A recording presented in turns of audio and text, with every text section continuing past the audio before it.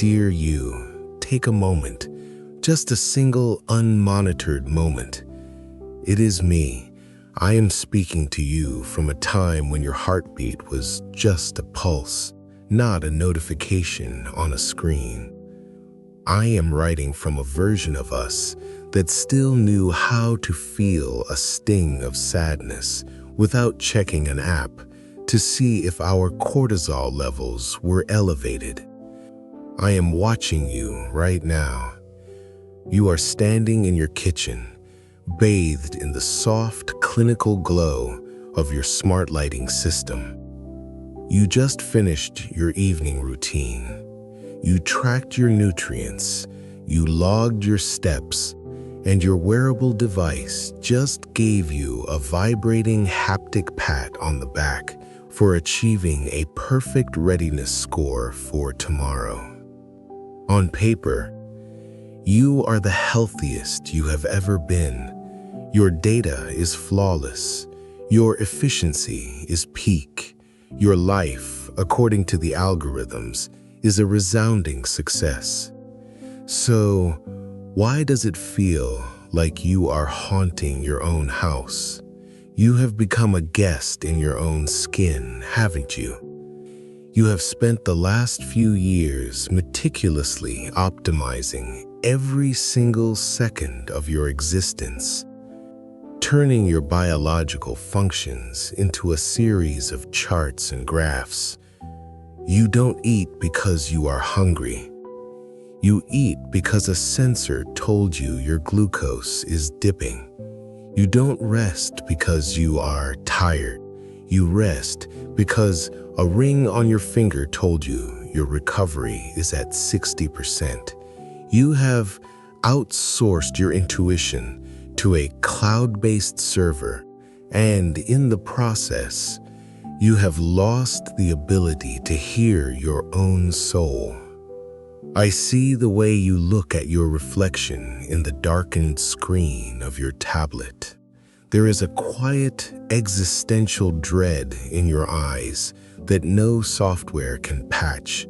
You are terrified that if you stop measuring, if you stop tracking, if you stop performing for this invisible audience of data, you will simply cease to exist.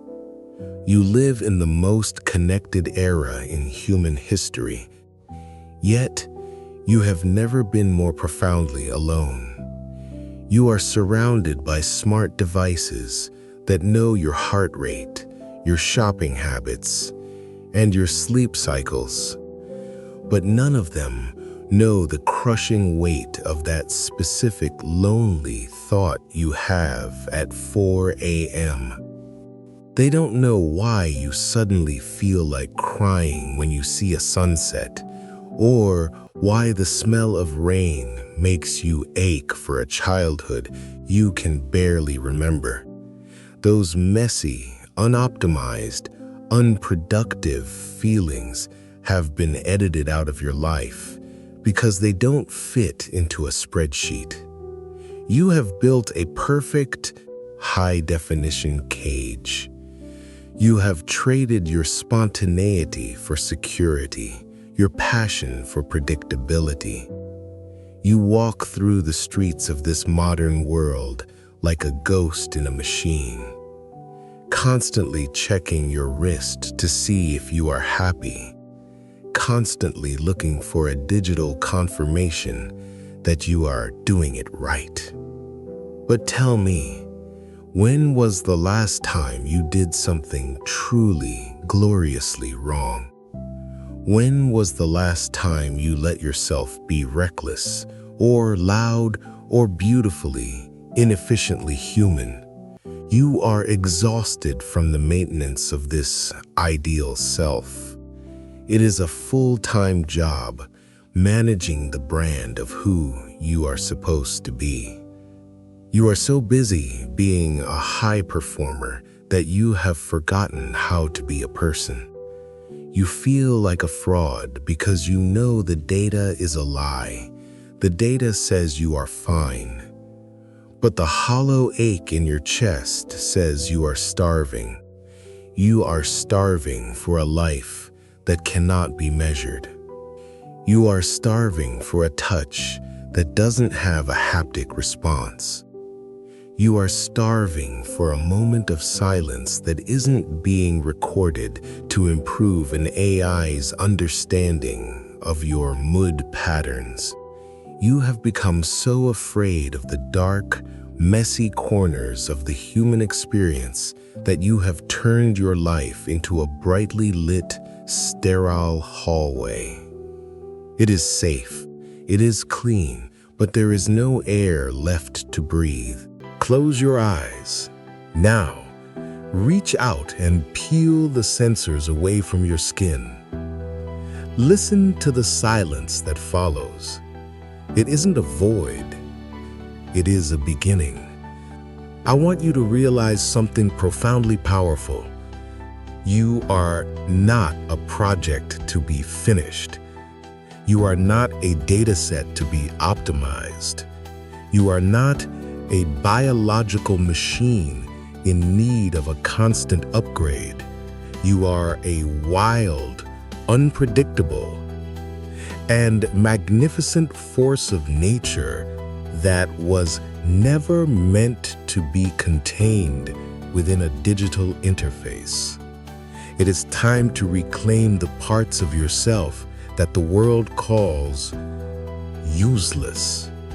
Go outside. Find a patch of earth that hasn't been landscaped by an architect. Feel the dirt under your fingernails. Let the cold air shock your lungs until you remember what it feels like to be truly, viscerally awake. You don't need an app to tell you that the sun is warm. You don't need a notification to tell you that you are alive. The beauty of being human lies in our glitches. It lies in our awkward pauses, our failed attempts, and our unmeasured heartbreaks.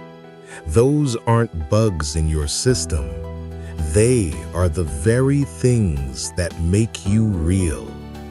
Stop trying to delete them. Embrace the friction. Embrace the inefficiency. I want you to start trusting your own gut again.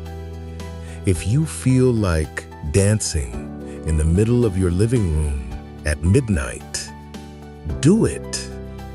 Not because it burns calories, but because your spirit demands it. If you feel like sitting in total, unproductive stillness for 3 hours, do it. Not to recharge for Monday, but because you deserve to simply exist without a purpose. You are more than the sum of your metrics.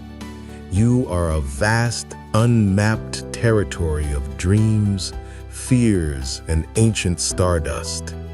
The algorithms can predict what you will buy or where you will click, but they can never, ever predict the depth of your courage or the capacity of your love. Forgive yourself for the years you spent trying to be a perfect machine. You were just trying to survive in a world that forgot how to be human. But the war is over. You can come home now. Reconnect with the rhythm of your own breath, the one that belongs only to you. This is your life. It is messy. It is uncertain. It is unoptimized. And it is the most beautiful thing you will ever own. I am so proud of you for having the strength to finally look away from the screen. I am standing right here in the real world, waiting for you to join me. Now breathe. Go be human.